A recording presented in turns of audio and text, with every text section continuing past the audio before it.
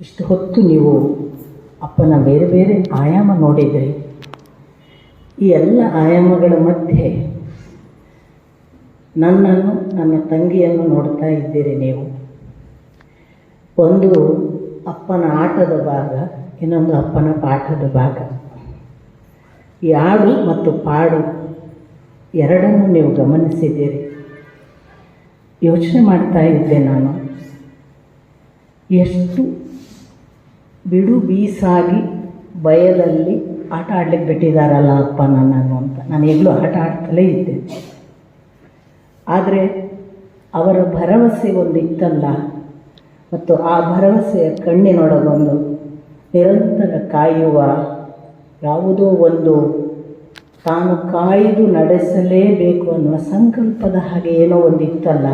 ಹಾಗಾಗಿ ಈ ಆಟ ತಪ್ಪಲಿಲ್ವ ಏನು ತಾಳವನ್ನು ಹೆಂಗೆಂಗೋ ಆಟ ಆಡಿಕೊಂಡು ಸಾಗರದ ತನಕ ಬಂದಾಗ ಈಗ ಅನ್ನಿಸಿದ್ದೇನು ಅಂದರೆ ಆಟ ವ್ಯರ್ಥ ಆಗಲಿಲ್ಲ. ಯಾಕೆಂದರೆ ಆಡ್ತಾ ಆಡ್ತಾ ಆಡ್ತಾ ಎಷ್ಟು ಒಳ್ಳೆಯವರ ಮಡಿಲಿಗೆ ಬಿದ್ದಿದ್ದೇನೆ ನಾನು, ಎಷ್ಟೆಷ್ಟು ಒಳ್ಳೆಯವರ ಸತ್ಸಂಗ, ಇದೆಲ್ಲ ಅಪ್ಪನ ಕಾರಣವೇ ಆಗಿದೆ. ಒಂದೊಂದು ಸಾರಿ ಕಳೆದ ಆಗಸ್ಟಿನಿಂದ ಪ್ರಾರಂಭ ಮಾಡಿದ್ದು ಈ ಯಾತ್ರೆ ನಾವು ಉಡುಪಿ ಪುತ್ತಿಗೆ ಮಠದ ಸುಬಣೇಂದ್ರ ತೀರ್ಥರ ಆಶೀರ್ವಾದದ ಜೊತೆಗೆ. ಆವಾಗ ಮಧ್ವ ಸರೋವರದ ತೀರ್ಥವನ್ನು ಕಲಶದಲ್ಲಿ ಮತ್ತು ಆ ಶ್ರೀಕೃಷ್ಣನ ಸಂಕೇತವಾಗಿ ಕಡೆಗೋಲನ್ನು ಕೊಟ್ಟು ಈ ಯಾತ್ರೆ ಶುಭಕರವಾಗಲಿ ಅಂತ ಕಳಿಸಿದರು. ಆವತ್ತಿಂದ ಉಡುಪಿ, ಮಂಗಳೂರು, ಮೂಡುಬಿದ್ರೆ, ಪುತ್ತೂರು, ಸುಬ್ರಹ್ಮಣ್ಯ, ಆ ಬಳಿಕ ನಾವು ಹೃಷಿಕೇಶ, ಅದಾದ ನಂತರ ರಾಯಚೂರು, ಗುಲ್ಬರ್ಗ ಮುಗಿಸಿ ಇಲ್ಲಿಗೆ ಬಂದಾಗ ಒಂದು ವಿಶೇಷ ಏನು ಅಂತಂದರೆ, ನಾವು ಮಲ್ಲೇಪುರಂ ಸರ್ ಇದ್ದಾರೆ, ನನ್ನ ತಂಗಿ ಇದ್ದಾಳೆ, ನಾವು ಬಹಳ ವಿಶೇಷವಾಗಿ ನನಗೆ ಒಂದು ಭಾವನೆ ಬಂದದ್ದು, ನಾವು ಎಲ್ಲ ಕಡೆ ಹೋದಲ್ಲಿ ಅಪ್ಪನನ್ನು ಬಲ್ಲವರು ಮಾತನಾಡಲಿಕ್ಕೆ ಒಬ್ಬರು ಅಥವಾ ಇಬ್ಬರು ಸಿಕ್ಕಿದ್ದಾರೆ ಕಷ್ಟಪಟ್ಟು. ಒಂದು ಮಾತಾಡಲಿಕ್ಕೆ ಹೆದರಿದ್ದಾರೆ, ಅಥವಾ ಮಾತಾಡಲಿಕ್ಕೆ ನಾವು ಹೇಳಿದ ಮೇಲೆ ಆಯಿತು ಅಂದಿದ್ದಾರೆ.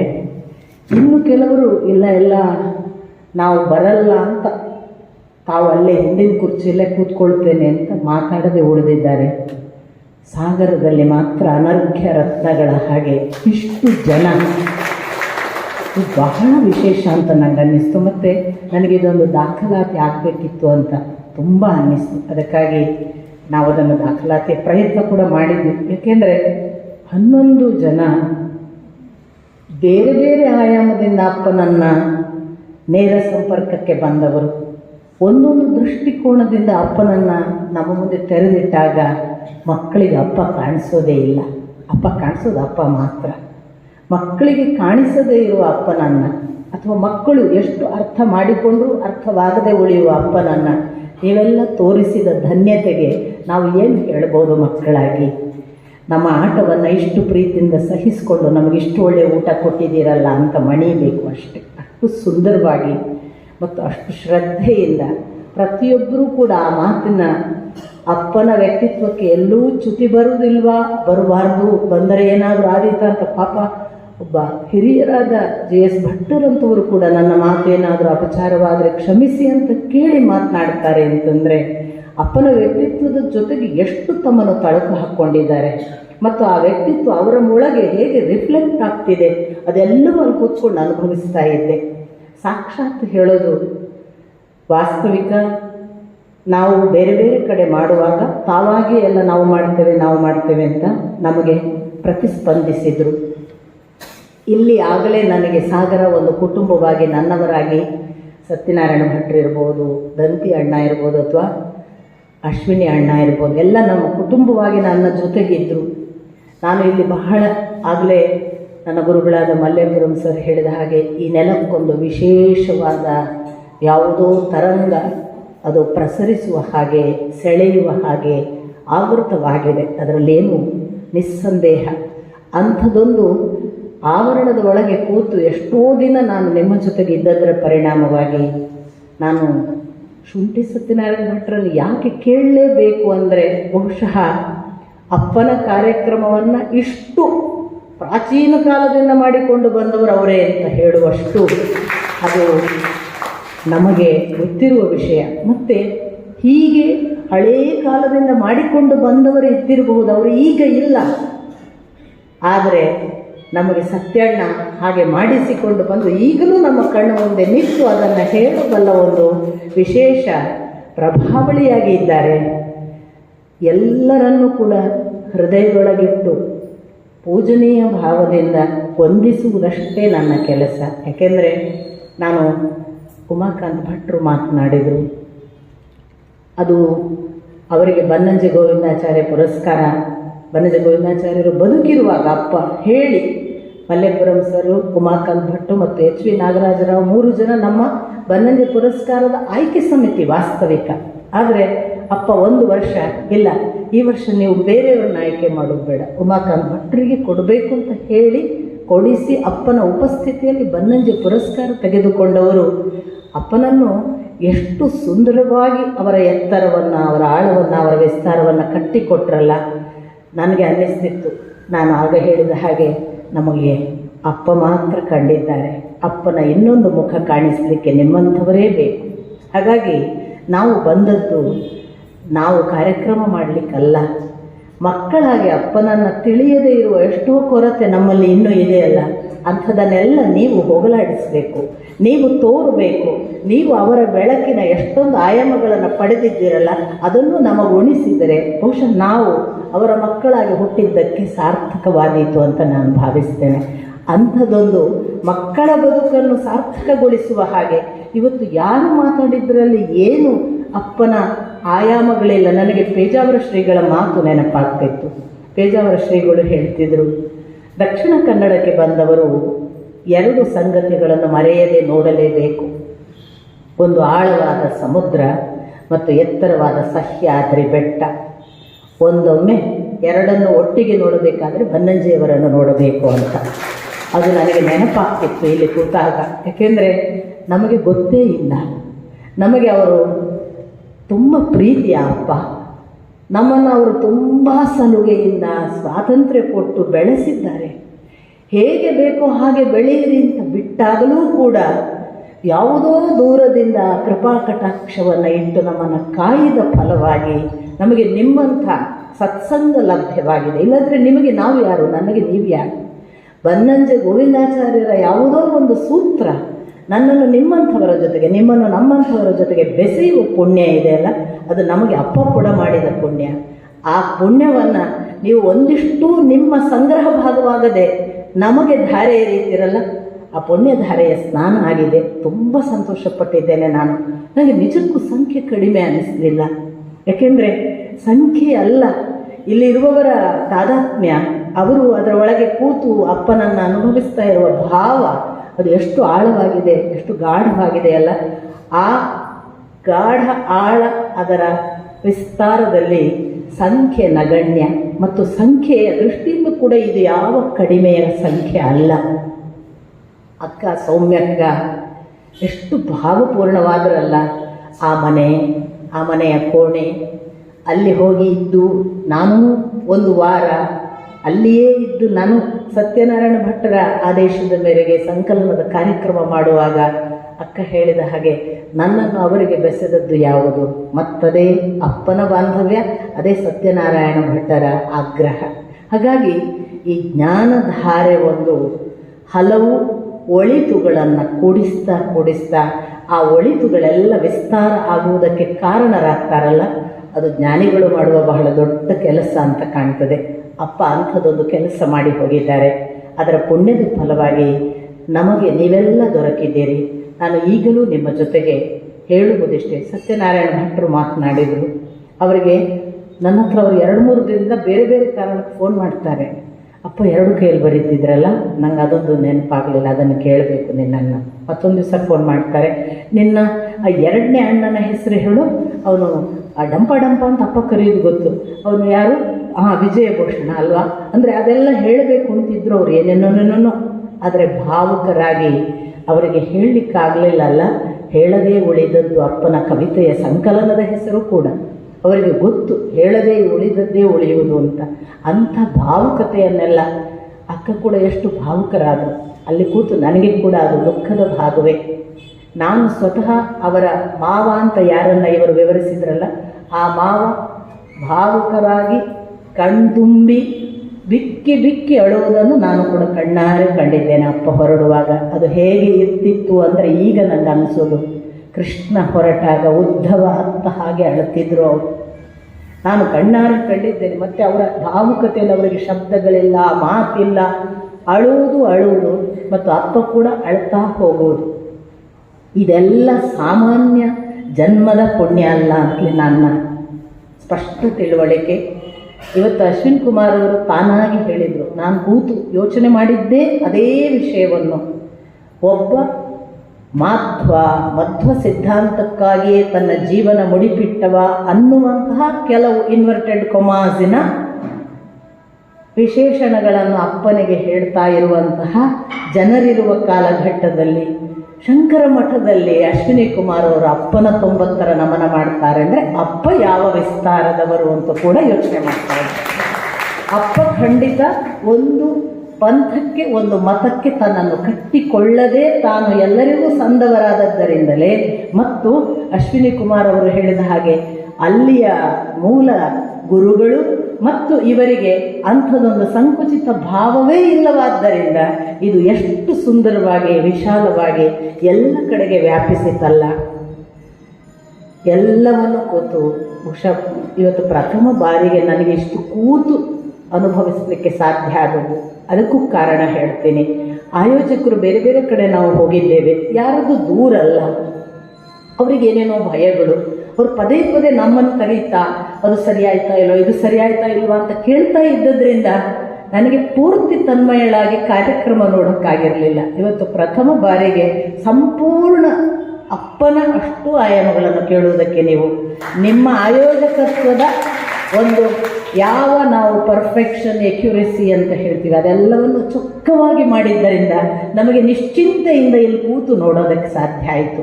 ಇಂಥ ಎಲ್ಲ ಸುಗಂಧಗಳನ್ನು ಮೈಗೆ ಲೇಪಿಸಿಕೊಂಡು ಆ ಸುಗಂಧ ನಮ್ಮ ಜೊತೆಗೆ ಕಾಯಂ ಇರುತ್ತೆ ಅನ್ನುವ ಸಂಪೂರ್ಣ, ಅದು ಯಾವ ಕಾಲಕ್ಕೆ ಒಮ್ಮೆ ಪೂತನೆಯನ್ನು ಕೃಷ್ಣ ಮುಟ್ಟಿದ್ದಕ್ಕೆ ಪೂತನೆ ಸುಟ್ಟಾಗ ಪರಿಮಳ ಬಂದು ಲೋಕದ ಜನ ಕೇಳಿದಂತೆ, ಏನಿದು ಈ ಪೂತನೆ ರಾಕ್ಷಸಿ ಸುಟ್ಟಾಗ ವಾಸನೆ ಬರಬೇಕಿತ್ತು, ಇಷ್ಟು ಗಂಧ ಹೇಗೆ ಪರಿಮಳ, ಕೃಷ್ಣ ಮುಟ್ಟಿದ್ದಾನಲ್ಲ, ಪರಿಮಳ ಬರದೆ ಇನ್ನೇನಾಗುವುದು ಅನ್ನುವ ಹಾಗೆ ನೀವು ಮುಟ್ಟಿದ್ದೀರಿ. ನಾವು ಇನ್ನು ಯಾವ ಕಾಲಕ್ಕೂ ಅಪ್ಪನ ಸುಗಂಧವನ್ನು ಇನ್ನಷ್ಟು ಹರಡಿಸುವುದಕ್ಕೆ ನಿಮ್ಮ ಈ ಸ್ಪರ್ಶ ಇವೆಲ್ಲವೂ ಕೂಡ ನನಗೆ ಅಂತತಃ ಬಹಳ ಬಹಳ ಆಪ್ತವಾಗಿ ಹೇಳ್ತಿರೋ ಮಾತು. ನನ್ನನ್ನು ಬಹಳ ಮುಟ್ಟಿದ ಈ ಒಂದು ಕಾರ್ಯಕ್ರಮಕ್ಕಾಗಿ ನಿಮ್ಮೆಲ್ಲವನ್ನು ವಂದಿಸಿ ಪದೇ ಪದೇ ಇವತ್ತು ಕೂತು ಅಪ್ಪನ ಹಾಡು ಕೇಳ್ತಾ ಯೋಚನೆ ಮಾಡ್ತಿದ್ದೆ. ಒಂದು ಹಾಡಾದರೂ ಆ ಹಾಡಿನಲ್ಲಿ ಒಂದರಲ್ಲಾದರೂ ಅಧ್ಯಾತ್ಮ ಅಲ್ಲದೆ ದೇವರಲ್ಲದೆ ಇನ್ನೊಂದರ ಹುಡುಕಾಟವೇ ಇಲ್ಲವಲ್ಲ ಅಪ್ಪನಿಗೆ. ಹೇಳೋದು ಬಾ ಗೆಳೆಯ ಬಾ ಗೆಳೆಯ, ಹೊತ್ತು ಹೋಗಿದೆ ಬಾ ಗೆಳೆಯ, ಕರೆಯುವುದು ಬಾ ಗೆಳೆಯ, ಆದರೆ ಕೆಚ್ಚಲು ತುಂಬಿದೆ, ಹಾಲು ಕರೆಯಲು ಸಿದ್ಧವಾಗಿದೆ, ಆದರೆ ಬರುವುದಿಲ್ಲವಲ್ಲ ಅಂತ ಕೇಳಿಕೊಳ್ಳುವಾಗ ಅದು ಆತ್ಮಫಲ ಸಿದ್ಧವಾಗಿದೆ, ಬಾ ಗೆಳೆಯ ಅಂತ ಆ ಗೆಳೆಯನ ಕೂಗು ಅಂತ ಗೊತ್ತಾಗಿ ಬಿಡುವ ಹಾಗೆ. ಒಬ್ಬ ಮುದುಕಿ ಕೋಗಿಲೆ ಕೂಗುವ ಹೊತ್ತಾಗಿದೆ ಹೊರಡು ಅಂತ ಹೇಳುವಾಗಲೂ ಕೂಡ ಕೋಗಿಲೆ ಕೂಗುವುದು ಅಂದರೆ ಜೀವದ ಒಳಗಿರುವ ಓಂ ಕುಹು ಧ್ವನಿ ಅಂತ ಬೇಂದ್ರೆ ಹೇಳ್ತಾರಲ್ಲ, ಹಾಗೊಂದು ಜೀವ ಕೂಗು. ಅಂಥ ಜೀವ ಕೂಗಿಗೆ ಓಂ ಕುಹು ಅನ್ನುವ ಆ ಕೂಗು ಗೊತ್ತಾದರೂ ಕೂಡ ಇವಳು ಗಂಡ ಬರುವ ಹೊತ್ತಾಗಿದೆ, ಗಂಡ ಬರುವ ಹೊತ್ತು ಅನ್ನೋದನ್ನು ಎಷ್ಟು ಸಾರಿ ಅಪ್ಪ ಅದು ಆ ಗಂಡ, ಆದರೆ ಇವಳಿನ್ನೂ ಮಿಂಡನ ಜೊತೆಗಿದ್ದಾಳೆ ಎಲ್ಲ ಹೇಳುವಾಗ ಒಂದೇ ಒಂದು ಕಡೆ ಅಪ್ಪನಿಗೆ ಅಧ್ಯಾತ್ಮದ ಹಸಿವು ಬಿಟ್ಟರೆ ಜಗದಲ್ಲಿ ಇನ್ನೊಂದಿಲ್ಲ. ಹಳ್ಳಿಗೆ ಬಂದ ಹುಡುಗಿ ಸಂತೆಗೆ ಬಂತು ಅಂತ ಹೇಳುವಾಗ ಅದು ಹುಡುಗಿ ಬಂದಿದೆ, ಅದನ್ನು ಯಾರು ಹುಡುಕಿ ಕೊಡ್ತಾರ ಅವಳಿಗೆ ಈ ಹೆಣ್ಣನ್ನು ಕೊಡಲಾಗ್ತದೆ ಅಂತ ಹೇಳುವಾಗ ಎಲ್ಲೋ ಸಾಮಾಜಿಕ ಲೋಕದ ಗಂಡು ಹೆಣ್ಣಿನ ಸಂಬಂಧದ ಹಾಗೆ ಕಾಣ್ತದೆ. ಆದರೆ ಹಳ್ಳಿಯ ಹುಡುಗಿ ಪೇಟೆಗೆ ಬಂದದ್ದು ಅನ್ನುವಾಗ ಹೊಸ ಜೀವ ಯಾಕೋ ತಪ್ಪಿ ಈ ಪ್ರಕೃತಿ ತತ್ವದ ಒಳಗೆ ಬಿದ್ದು ಬಿಟ್ಟಿದೆ. ಅದು ಈಗ ಸಂತೆಯಲ್ಲಿ ಬಿದ್ದಿದೆ, ಸೋಮವಾರ ಸಂತೆ. ಅಂತಿಂಥ ಸಂತೆ ಅಲ್ಲ, ಚಂದ್ರನ ಸಂತೆ. ಆ ಸಂತೆಯಲ್ಲಿ ಬಿದ್ದಿದೆ. ಈ ಹುಡುಗಿ ಹಾಳಾಗಿ ಹೋಗಬಾರ್ದು, ಇದು ಕಳೆದು ಹೋಗಿಬಿಟ್ಟರೆ ನಿಮಗೆ ಅಂತ ಹೇಳುವಾಗ ಅಪ್ಪನಿಗೆ ಎಷ್ಟು ಖಾಚಿತ್ಯ. ಈ ಹಳ್ಳಿಯ ಹುಡುಗಿಯನ್ನು ಅವನಲ್ಲದೆ ಬೇರೆ ಯಾರಿಗೂ ಹುಡುಕಕ್ಕೆ ಸಾಧ್ಯ ಇಲ್ಲ. ಅವನು ಹುಡುಕಿದರೆ ಅದು ಅವನಿಗೇ ಸಲ್ಲುವ ಪದಾರ್ಥ. ಇಂಥ ಎಲ್ಲ ಅಧ್ಯಾತ್ಮವಲ್ಲದೆ ಇನ್ನೊಂದನ್ನು ಬದುಕಿಯೇ ಇಲ್ಲದ ಅಪ್ಪನ ಜೊತೆಗೆ ನಾವು ಹೇಗೋ ಬದುಕಿದ್ದೇವೆ. ಅವರು ಸಂಪೂರ್ಣ ಸ್ವಾತಂತ್ರ್ಯ ಕೊಟ್ಟು ಹಾಗೆಯೇ ಬದುಕಲಿಕ್ಕೆ ಬಿಟ್ಟಿದ್ದಾರೆ. ನಮ್ಮ ಆಟವನ್ನು, ನನ್ನ ತಂಗಿಯ ಪಾಠವನ್ನು ನೀವು ನೋಡಿದ್ದೀರಿ, ಕ್ಷಮಿಸಿದ್ದೀರಿ, ಸಹಿಸಿಕೊಂಡಿದ್ದೀರಿ. ಇನ್ನೂ ಕೂಡ ಬಹಳ ಹೆಜ್ಜೆ ಇಡಲಿಕ್ಕಿದೆ. ನೀವು ನಮ್ಮನ್ನು ನಡೆಸಬೇಕು. ಇಂಥ ಕಾರ್ಯಕ್ರಮಗಳನ್ನು ಇಲ್ಲಿಗೆ ಮುಕ್ತಾಯಗೊಳಿಸದೆ ನೀವು ನಮ್ಮ ಬಂಧುಗಳೇ ಆಗಿ, ಇದು ಬನ್ನಂಜೆಯವರ ಬಳಗ ಅನ್ನುವುದು ನಿರಂತರವಾಗಿ ಒಂದು ಕೂಡು ಕುಟುಂಬವಾಗಿ ನಮ್ಮ ಜೊತೆಗೆ ನಿರಂತರ ಇರಬೇಕು ಅಂತ ಆಶಿಸ್ತಾ ನಾವು ಮುಂದೆ, ಈಗಾಗಲೇ ಸರ್ ಅವರು ಹೇಳಿದ ಹಾಗೆ ರಾಯಚೂರು ಗುಲ್ಬರ್ಗ ಮುಗಿಸಿ ಬಂದಿದ್ದೇವೆ, ಇನ್ನು ಹುಬ್ಬಳ್ಳಿ ಧಾರವಾಡಕ್ಕೆ ಹೋಗ್ತೇವೆ, ನಾಳೆ ಶಿವಮೊಗ್ಗ. ಇದಾದ ನಂತರ ನಮ್ಮ ಪ್ರಯಾಣ ಅಮೇರಿಕಕ್ಕೆ ಕೂಡ ಇದೆ. ಯಾಕೆಂದರೆ ಅಪ್ಪ ಅಮೇರಿಕಾದಲ್ಲಿ ಅಸಾಧಾರಣ ಸಂಖ್ಯೆಯ ಅಭಿಮಾನಿಗಳು, ಶಿಷ್ಯರು ಮತ್ತು ಈಗಲೂ ಪಾಠ ಹೇಳಿಸಿಕೊಳ್ಳುವ ಭಕ್ತರನ್ನು ಒಳಗೊಂಡವರು. ಹಾಗಾಗಿ ನಮ್ಮ ಪ್ರಯಾಣ ಅಲ್ಲಿ 3 ಕಡೆ, ನ್ಯೂ ಜೆರ್ಸಿಯಲ್ಲಿ 3 ದಿನ, ಫೀನಿಕ್ಸ್ನಲ್ಲಿ 1 ದಿನ, ಸ್ಯಾನ್ ಹುಸೆಯಲ್ಲಿ 1 ದಿನ, ಹೀಗೆ 3 ದಿನ 3 ವಾರ ನಿರಂತರ ಪ್ರಯಾಣ ಇದೆ. ನಮ್ಮ ಜೊತೆಗೆ ನಾವು ಮಲ್ಲೇಪುರಂ ಸರ್ ಅವರನ್ನು ಬಹಳ ಒತ್ತಾಯಿಸ್ತಿದ್ದೇವೆ. ಕರ್ಜಗಿಯವರು ಬರ್ತಾರೆ, ವಿದ್ಯಾಭೂಷಣರಿರ್ತಾರೆ, ನಾನು, ನನ್ನ ತಂಗಿ, ಹೀಗೆ ನಾವು ಹೋಗ್ತೇವೆ. ಅಲ್ಲಿಯ ಬಹಳ ಜನ, ಅಲ್ಲಿಯ ಯೂನಿವರ್ಸಿಟಿಯ ಪ್ರೊಫೆಸರ್ಗಳೆಲ್ಲ ಅಪ್ಪನ ಹತ್ರ ಸಂಸ್ಕೃತ ಪಾಠ ಕೇಳಿದವರಿದ್ದಾರೆ, ಅವರೆಲ್ಲ ಮಾತಾಡ್ತಾರೆ. ಇದೆಲ್ಲ ಒಂದು ವಿಶೇಷ ವಲಯ. ಆಗಲೇ ವಿಶ್ವನಮನ ಅನ್ನೋದಕ್ಕೆ ಇದು ಕಾರಣ ಅಂತ ನಾನು ನಿಮ್ಮ ಮುಂದೆ ಹೇಳುವುದು. ಅಂದರೆ ರಷ್ಯಾದಲ್ಲಿ ಶಿಷ್ಯರಿದ್ದಾರೆ, ಜರ್ಮನಿಯಲ್ಲಿದ್ದಾರೆ, ಅಮೇರಿಕಾದಲ್ಲಿದ್ದಾರೆ, ಅಸಂಖ್ಯಾತ ಶಿಷ್ಯ ಬಳಗವನ್ನು, ಈ ಶಿಷ್ಯತ್ವ ಅನ್ನುವ ಶಬ್ದಕ್ಕೇನೆ ವಿಶೇಷ ಆಯಾಮ ಕೊಟ್ಟ ಅಪ್ಪನ ಕೆಲಸವನ್ನು ಒಂದು ಕೈಂಕರ್ಯದ ರೀತಿಯಲ್ಲಿ ನಾವು ಮಾಡ್ತಿದ್ದೇವೆ. ನಮ್ಮ ತಪ್ಪುಗಳನ್ನು ಕ್ಷಮಿಸಿ ನಿಮ್ಮ ಒಳಿತುಗಳನ್ನು ನಾವು ಪಡೆದುಕೊಂಡು ಹೋಗುವ ಮಹಾ ದರೋಡೆಕೋರರು. ಆ ಒಳಿತನ ದರೋಡೆ ಮಾಡಿದ್ದೇವೆ. ನಮಗೆ ಆಶೀರ್ವಾದ ಮಾಡಿ ನಮ್ಮನ್ನು ಮುಂದಿನ ನಡೆಗೆ ಕೂಡ ಚೆನ್ನಾಗಿ ನಡೆಯುವಂತೆ ಹರಸಿ, ನೀವೆಲ್ಲರಲ್ಲೂ ನನ್ನ ಒಂದು ವೈಯಕ್ತಿಕ ಪ್ರಾರ್ಥನೆ ಮತ್ತು ಈಗಲೇ ಕೊಡುವ ಆತ್ಮೀಯ ಆಮಂತ್ರಣ. ಆಗಸ್ಟ್ 1, 2, 3 ನಾವು ಬೆಂಗಳೂರಿನಲ್ಲಿ ಮಾಡುವ ಕಾರ್ಯಕ್ರಮಕ್ಕೆ ತಾವೆಲ್ಲರೂ ಬರಬೇಕು. ನಿಮ್ಮ ಸುಖ ದುಃಖ ನಮ್ಮ ಹೊಣೆ. ನೀವು ಬಂದು ನಮ್ಮ ಜೊತೆಗಿರಬೇಕು 3 ದಿನಗಳ ಕಾಲ. ನಮ್ಮ ಒಂದು ಕನಸು ಅದು ಈಗ ಕೃತಿ ರೂಪಕ್ಕೆ ಬಂದಿದೆ, ಇನ್ನೇನು ದೃಶ್ಯ ರೂಪಕ್ಕೆ ಬರುತ್ತೆ.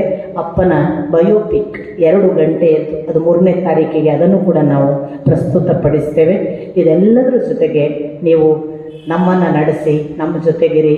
ಇಂಥದ್ದೊಂದು ಪೂರಕವಾಗಿ ನಮ್ಮನ್ನು ಸಲಹಿದ, ನಮ್ಮನ್ನು ಕರೆದುಕೊಂಡ ನಿಮ್ಮ ಭಾವಕ್ಕೆ, ದಂತಿ ಅಣ್ಣನಂಥ ಹಿರಿಯರ ಈ ಪ್ರೇಮಕ್ಕೆ, ಇದೆಲ್ಲ ಈ ಫೋಟೋನ ನನಗೆ ಅದು ಇದು ಬೇಡ, ಒಳ್ಳೆ ಫೋಟೋ ಕಳಿಸು, ನಾನು ದೊಡ್ಡ ಫೋಟೋ ಮಾಡಿ ಹಾಕಬೇಕು ಅಂತೆಲ್ಲ ಹೇಳಿ ದಂತಿ ಅಣ್ಣ ತರಿಸ್ಕೊಂಡು ಇಲ್ಲಿ ಅಪ್ಪನನ್ನು ನಿಲ್ಲಿಸಿದ ಕ್ರಮವನ್ನಾಗಲಿ, ಎಲ್ಲ ಮಾಸ ನಂಜುಂಡ ಸ್ವಾಮಿಯವರಿಗೆ ಬಹುಶಃ ನೇರವಾಗಿ ಅಪ್ಪನ ಸಂಪರ್ಕ ಇಲ್ಲ ಅಂತ ನಾನು ಇದೆ. ಆದರೆ ಅವರೆಲ್ಲೂ ಇದನ್ನು ನೀವು ಇಲ್ಲಿ ಹೇಳಲಿಲ್ಲ. ಒಟ್ಟಿನಲ್ಲಿ ನಾನು ಹೇಳೋದು, ಇಷ್ಟೆಲ್ಲ ಒಂದು ಮಗ್ಗದ ನೂಲು ಬೇರೆ ಬೇರೆ ಕಡೆಯಿಂದ ಆಚೆಗೊಮ್ಮೆ ಈಚೆಗೊಮ್ಮೆ ಬಡಿದಾಗ ತನ್ನನ್ನು ಸೇರಿಸಿಕೊಂಡು ಸುಂದರವಾದ ಒಂದು ನೇಯ್ಗೆಯ ಸೀರೆ ಸಿದ್ಧವಾದರೆ ಎಂಥ ಮಾನ ಕಾಪಾಡಿತ್ತು. ಹಾಗೊಂದು ಅಪ್ಪನನ್ನು ನೇಯ್ದು ಒಂದು ಒಳ್ಳೆಯ ವಸ್ತ್ರದಿಂದ ಅಲಂಕಾರ ಮಾಡಿದ ನಿಮ್ಮೆಲ್ಲರ ಪದತಲಕ್ಕೆ ಮತ್ತೆ ಮತ್ತೆ ನಮಸ್ಕರಿಸಿ, ನನಗೆ ಅಕ್ಕನಂತಿರುವ ಸವಿತಕ್ಕ, ತಾಯಿಯಂತಿರುವ ದಂತಿಯವರ ಧರ್ಮಪತ್ನಿ ಶಾಂತಕ್ಕ, ಸತ್ಯನಾರಾಯಣ ಅವರ ಧರ್ಮಪತ್ನಿ ಮಗಳು ಮಾಸ ನಂಜುಂಡಸ್ವಾಮಿಯವರು, ಅಥವಾ ಎಲ್ಲ ನಾನು ಯಾರನ್ನ ಹೆಸರು ಹೇಳಿ, ಸದಾನಂದ ಶರ್ಮರನ್ನು ಬರೇ ಫೋನಿನಲ್ಲಿ ಕೇಳಿ ಗೊತ್ತಿತ್ತು, ಇವತ್ತು ಮುಖತಃ ಕಂಡೆ. ಒಂದು ದೊಡ್ಡ ದಾಖಲಾತಿ ಅವರೆಲ್ಲ ಅಪ್ಪನ ವಿಷಯವಾಗಿ. ನನಗೆ ಅವರು ಬರೆದ ಮೇಲೆ ಗೊತ್ತು ಹೀಗೊಂದು ಹಾವು ಬರ್ತಿತ್ತು ಅಂತ. ಅಪ್ಪ ಎಲ್ಲೂ ಹೇಳಿದ್ದು ಗೊತ್ತಿಲ್ಲ, ಆದರೆ ಹಾಗೊಂದು ದಾಖಲಾತಿ ಆಯಿತು. ಗೋಕರ್ಣದ ಸತ್ಯನಾರಾಯಣ ಶರ್ಮಾ ಅವರನ್ನು ಕೂಡ ಕರೆದಿದ್ದೆ. ಅವರು ಒಂದು ದಾಖಲಾತಿ ಆಗಬೇಕು ಅಂತ ನನಗಿತ್ತು. ಅವರು ಬರೆದಿದ್ದಾರೆ. ಅವರು ವಾಸ್ತವಿಕ ಉಡುಪಿಯಲ್ಲೊಂದು ದಲಿತ ಕೇರಿಯಲ್ಲಿ ಸಂಸ್ಕೃತ ಶಿಬಿರ ಮಾಡಿ ಮಧ್ಯಮ ವ್ಯಾಯೋಗ ನಾಟಕವನ್ನು ಮಾಡಿಸಿದ್ರು ಮತ್ತು ನಾನೇ ಆ ಶಿಬಿರವನ್ನು ನಡೆಸಿದ್ದು ಅಂತ ಹೇಳಿದರು. ಅದು ಒಂದು ಒಳ್ಳೆಯ ವಿಶೇಷ ದಾಖಲಾತಿ. ಆಗ ಅಪ್ಪ ಹೇಳಿದ ಮಾತನ್ನು ಸತ್ಯನಾರಾಯಣ ಶರ್ಮರು ದಾಖಲಿಸ್ತಾರೆ. ಈ ಸಮಾಜದ ಕಟ್ಟಕಡೆಯ ವ್ಯಕ್ತಿಗೆ ಸಂಸ್ಕೃತ ತಿಳಿದ ದಿನ ಈ ದೇಶ ನಿಜವಾದ ಭಾರತವಾಗ್ತದೆ ಅಂತ. ಅದು ಎಂಥ ಅದ್ಭುತವಾದ ಅಪ್ಪನ ಆಗ ಅವ್ರು ಹೇಳ್ತಾ ಇರೋದು 70ರ ದಶಕ ಅಂತ ನನ್ನ ತಿಳುವಳಿಕೆ. ಆಗಲೇ ಅಪ್ಪನಿಗೆ ಅಂಥ ಕಣ್ಣುಗಳೆಲ್ಲ ಇದ್ದು ಇವುಗಳನ್ನೆಲ್ಲ ತೋರಿಸ್ತಾ ಇರುವವರು ನೀವು. ಇಂಥ ಅನೇಕ ಆ ಅಪ್ಪನ ಅಲಂಕಾರ ಭಾಗಗಳು ನಿಮ್ಮ ನಿಮ್ಮ ಮನೆಗಳಿಗೆ ಬಂದಾಗ ಕಳಚಿ ಹೋಗಿರುವುದನ್ನು ಮತ್ತೆ ಆ ಜೋಡಿಸಿ ಅವರಿಗೆ ನೀವು ತೊಡಿಸುವ ಆ ಅಲಂಕಾರದ ಭಾಗಗಳನ್ನು ತುಂಬ ಭಕ್ತಿಯಿಂದ ಸ್ವೀಕರಿಸಿದ್ದೇವೆ. ನಿಮಗೆ ಮತ್ತೆ ಮತ್ತೆ ಕೊಡಮಟ್ಟು ಅದೇ ಭಕ್ತಿ ಅದೇ ಪ್ರೀತಿಯಿಂದ ನಿಮ್ಮ ಜೊತೆಗೆ ಸದಾ ಇರುವ ಆಶೆ ನಮ್ಮನ್ನು ಹಾಗೆ ದೂಡಿ ಬಿಡಬೇಡಿ.